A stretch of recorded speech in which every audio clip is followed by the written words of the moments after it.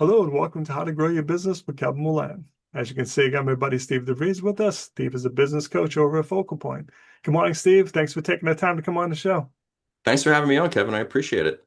So, Steve, before I jump in with today's question, tell us a little bit about the business. Yeah, absolutely. My name's Steve DeVries. I am a Focal Point business coach, and my job is to help business leaders, business owners get exactly what they want from their business. So, for me personally, I typically work in the B2B space. So, I'm working, and I have a specialty when it comes to manufacturing, right? So, that's where most of my career has been. So, OEMs, contract manufacturers are my sweet spot. I also work with B2B service providers and occasionally a nonprofit. And so typically my clients are dealing with, similar challenges, right? They're working more hours than they want to work. They're not making the money or the profits that they want to make. They're struggling with managing or leading their teams, right? Or they don't know how to get their business where they want it to go in order to get what they want from it. So we'll create strategies, we'll train people up on how to be more effective business leaders. We'll help them figure out why their profits aren't where they should be, so on and so forth. And in the end, as a business coach, I become your trusted advisor, your confidant, your co-pilot in the business. You get to make all the decisions, but you've also got this person who's been there, done that by your side as another set of eyes, as a guide on how to get you where you want to go. So, Steve, today I want to talk about when the owner is the primary salesperson. You and I have Mm, a lot of friends in this situation, yeah. and they're amazing at what they do, but they are the company. And if you remove them, even temporarily from the company, it's going to crash. Or, they want to go and sell it. And you're like, well, everyone associates you with the business. If you're not part of that business, is it still valuable? Will your customers stay with you? And you look at that and you're like, wow, especially it's bad enough for yourself, but if you have employees and that's you, and knowing, God forbid, hey, something just happened to our boss, we feel horrible, something tragic happened. Well, wait, we just lost our job too. Yeah. Kind of scary, Steve. What's your It's advice it for that? yeah, so I'm going to start by my advice starts with let's just take the whole owner as a salesperson out for a second.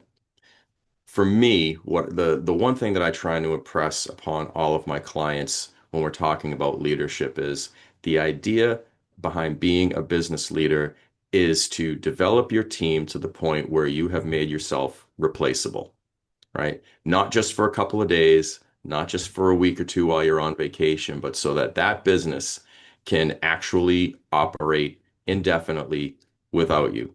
When you've done that as a business leader, then you've done your job.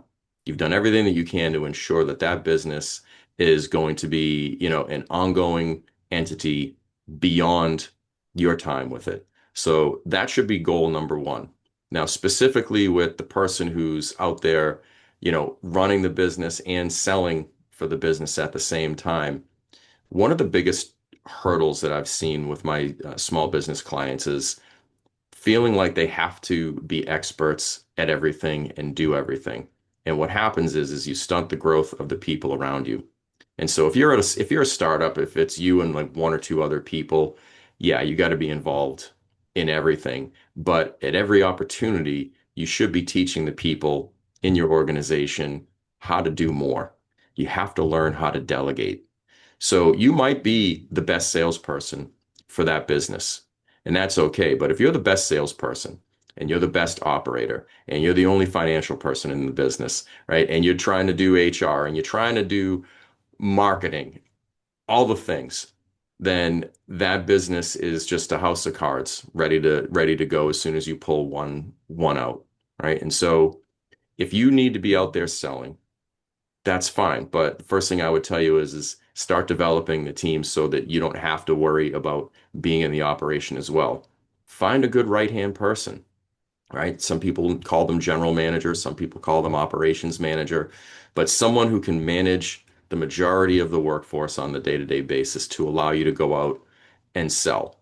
And then if you are going to be the salesperson for your business, get some sales training, right? There's a lot of different ways to go about that. But if you haven't had to sell before, you probably don't realize all the mistakes that you may be making. And so invest in some sales training, invest in a business coach who can help you with some sales training. But you're probably leaving money on the table by not building that skill set as a salesperson, and then trying to be all the, wear all the hats in the business otherwise. It's a recipe for getting stuck, right? You will hit a ceiling at some point, and then you have to start thinking about, can I spend more time selling? How do I do that? Well, you've got to develop that team. So the key to being a salesperson slash owner is to get the rest of your team built up so that you can actually go out and sell and quote and do all those things. And then when someone comes along, let's say you want to exit the business, if you want to sell it, they can see that there's an operation that is ready to go, and we just have to plug and play one role, which is, maybe the sales role. Because the rest of it, the HR, the finance, the marketing, all of that stuff can be replaced. But you said something about the relationship building with clients. So it's easy when you have a good business that can survive without you to sell that business and to sell your customers on the idea that, hey, we're going to continue supporting you and your company because we have this great operation that we've developed expertly, over the last several years. And while my relationship with you, is ending because I'm selling the business, we are bring, the new business is going to put a new person in that's going to take care of your account. You can rest assured that everything's going to run like clockwork back at the shop because that's what we've been doing all of this time. And that is how you do it. When we talked about this, it reminded me of someone I met through a morning networking group. Mm. He was by far the smartest person I ever met in my life. I was so fascinated with this person, but he had the craziest, quirky personality that most people just kind of stayed away from him. And one day at the meeting, he stands up and goes, "It's come to my attention that I'm really quirky. So I've gone out and I've hired a salesperson." And his business exploded in a good way because Imagine he that. found someone who had that skill that, all right, don't worry, he'll take care of you. He's really smart, but you're like, ah. And I just, when he said it, everyone in the room just bursted out laughing because it was true. And then, I watched him just grow like crazy. He's like, "Kev, I had to accept that I'm not a salesperson.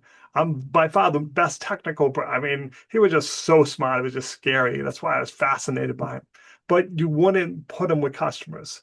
You leave them behind Yeah. and stuff. And so that's a great point. When you're running a business, if you cringe at the idea of having to engage, with customers or going and doing business development, right? If that's exhausting work for you, then that's a telltale sign that you're doing the wrong thing, right? And so you can fake it for a little while, but you'll be exhausted by it, and it won't be sustainable.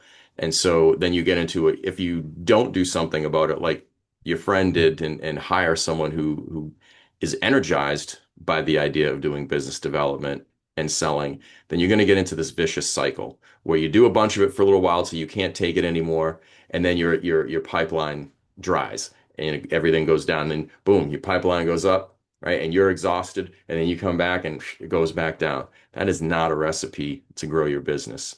And there's actually a lot of ways that you can learn about yourself and whether or not you should be selling, whether or not you'd make a good salesperson or not. There's all kinds of assessments out there. I offer them. Lots of different websites and coaches and trainers offer these different aptitude assessments that help you understand your communication style, your behavioral style, whether or not you'll be energized by selling, whether or not you're going to be exhausted by selling, all those different things. I would encourage people if they're struggling with this, like, should I sell? Should I not? Should I hire somebody? Should I not? Well, let's start with you and let's figure out what works really well for you. Maybe you've already got someone on your staff that could be really great at sales and business development, and you haven't given them the opportunity or even recognized that yet.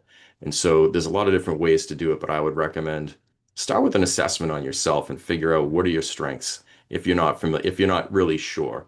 If you are sure and you know that you cringe at the idea of talking to new people all the time and asking them for business, then get yourself out of that situation like your quirky friend did, and things will go a lot more smoothly.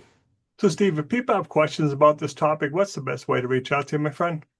Yeah, thanks. I always point people to my LinkedIn page first because I put a lot of content up there. You get to know something about me. That's Steve DeVries 7551 on LinkedIn.